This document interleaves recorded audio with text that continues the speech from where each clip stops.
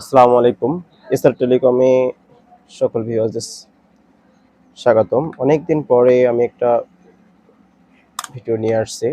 বেশ কয়েকদিন যাবত এখান থেকে গ্যাপ ছিল ভিডিও দেওয়া থেকে।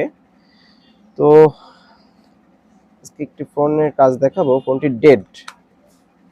ফোনটি ইনটেক ছিল। আমি স্ক্রু কয়েকটা খুলে ফেলছি। অন হচ্ছে না। ব্যাটারিতে কিন্তু চার্জ আছে, তাই পরেও আমি পাওয়ার সাপ্লাই দিয়ে আমি দেখাচ্ছি।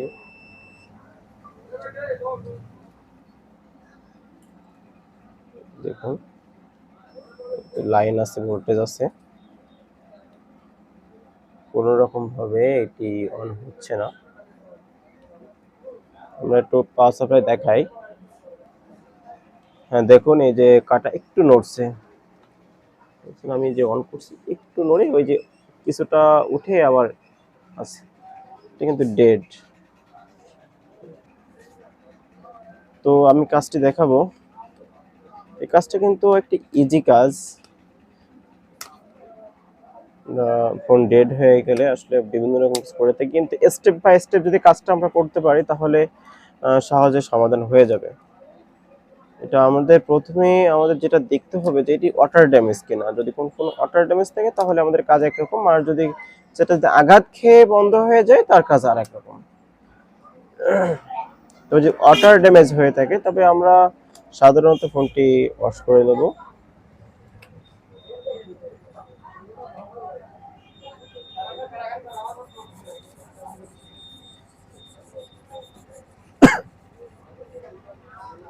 আমার মনে হচ্ছে ফোনটি আঘাত খাইছে।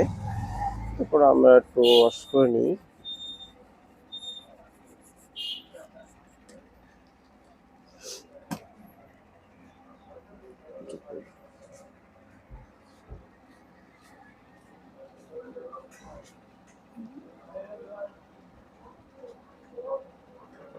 আমার কিন্তু পাওয়ার বোর্ডটা ঠিকঠাক মতোই কাজ করছিল, এটা সঠিক। কারণ আমার দেখছিলেন যে হালকা একটু সেন্স ছিল। সেক্ষেত্রে আমার পাওয়ার বাটন ঠিকই আছে, এজন্য ওদিকে সব ঠিক আছে। আবার যদি টোটাল কোনো সেন্স না থাকে তাহলে আপনার এটাও দেখে নেওয়া উচিত হবে আপনার, যে পাওয়ার বাটনের নিচে পানি গিয়ে ছাতা মতো কোনো করছে কিনা, এটা ফুল ক্লিয়ার আছে।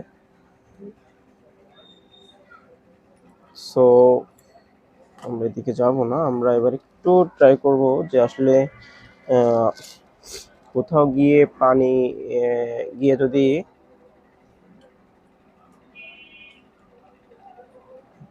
ছাতা পড়ে গিয়ে যদি এক হয়ে যায় সেক্ষেত্রে এই সমস্যাটা হতে পারে। না, এখন অন হচ্ছে না। আমাদের দ্বিতীয় স্টেপ যেটা আছে, এই ধরনের কাজগুলোতে আমরা ফার্স্ট টাইম সার্ভিসিং করে নেব। এরপরে প্রথমে আমরা যে কাজটি করব, চার্জিং পোর্টটি রিমুভ করে দেখব।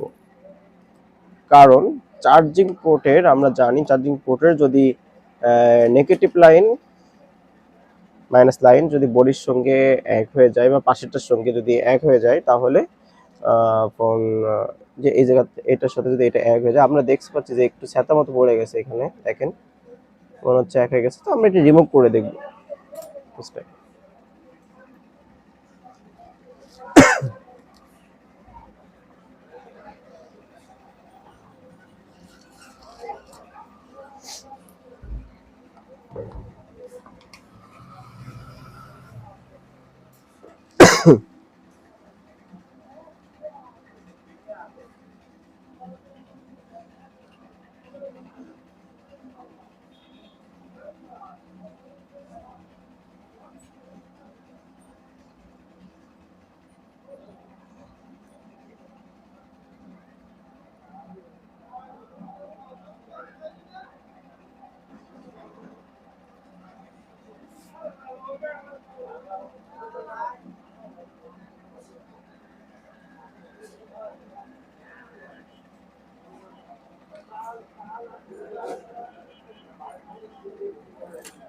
আমি রিমুভ করছি, এখানে অনেকটা মনে হচ্ছে জ্যাম আছে।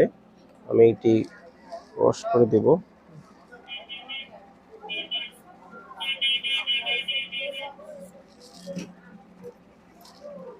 কাটার দিয়ে পরিষ্কার করে নেব। যদি এখানে যদি শর্ট হয়ে যায় তাহলে ফোনটি অন হবে না। আপনি যতই চেষ্টা করুন না কেন, যাই করুন না কেন, আপনার ফোনটি ডেডই থাকবে।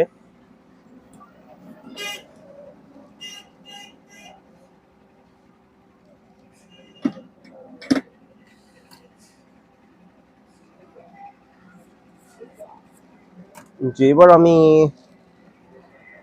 অন করার চেষ্টা করব।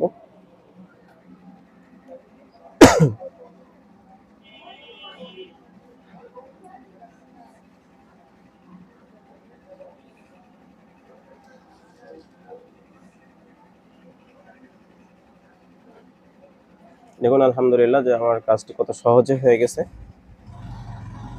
ফোনটি কিন্তু অন হয়ে গেছে।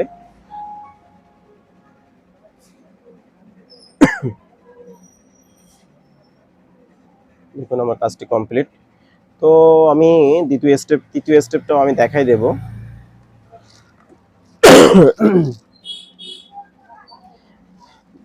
যে কাজটা এইটার সাথে কিন্তু এটা এক ছিল। আরো কাছে নিয়ে আসছি। হ্যাঁ, যথেষ্ট যথেষ্ট যথেষ্ট।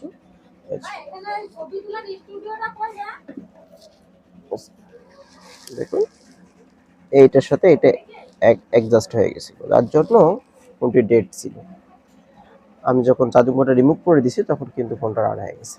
এরপরে যে কাজটি থাকবে আমাদের, যদি দেখা যাচ্ছে যে এটাতে হচ্ছে না, এরপরে যে কাজটি থাকবে আমরা টিটি রিমুভ করব। Just CPU ICT first time আমরা সোল্ডারিং করব সোল্ডারিং পেস্ট দিয়ে। সোল্ডারিং পেস্ট দিয়ে আমরা জাস্ট সোল্ডারিং করে নেব। সোল্ডারিং করে নিলে আশা করি একবারেই হয়ে যাবে। এরপরে যদি না হয় তাহলে সেক্ষেত্রে আমরা হচ্ছে যদি সর্বশেষ আমরা একটু সিপিইউ আইসিটা হালকা একটু নাড়িয়ে দেব, সেক্ষেত্রে আপনার কাজটা কিন্তু সাকসেসফুল হয়ে যাবে ইনশাল্লাহ। কারণ হচ্ছে সেক্ষেত্রে আপনার কাজটা কিন্তু কমপ্লিট হয়ে যাবে। কারণ হচ্ছে আমি বলি, যখন ফোনটা আঘাত খায় তখন দেখা যাচ্ছে আইসির ভেতরে, আমরা জানি যে প্রত্যেকটা আইসির ভেতরে বল করা থাকে, লাগানো থাকে। সেক্ষেত্রে দেখা যাচ্ছে যদি পড়ে যায় বা অনেক বেশি আঘাত খায়, সেক্ষেত্রে দেখা যাচ্ছে বলটা ওখান থেকে ডিসকানেক্ট হয়ে যায়। কিন্তু আমরা এই যে সোল্ডারিং করার ক্ষেত্রে দেখা যাচ্ছে রাংটা গলে গিয়ে দেখা যাচ্ছে যে অ্যাটাচড হয়ে যায়, সেক্ষেত্রে আপনার ফোনটি আবার রাউন্ড হয়ে যায়। তো ঠিক আছে ভিউয়ার্স, আমার ভিডিও দেখে আপনার যদি বিন্দুমাত্র উপকার হয়ে থাকে তাহলে অবশ্যই আমার চ্যানেলটি সাবস্ক্রাইব করুন, পাশে থাকা বেল আইকনে প্রেস করে রাখবেন যাতে নতুন নতুন ভিডিও আমাদের আপলোড করার সাথে সাথে আপনি পেয়ে যান। সবাইকে ধন্যবাদ। আসসালামু আলাইকুম।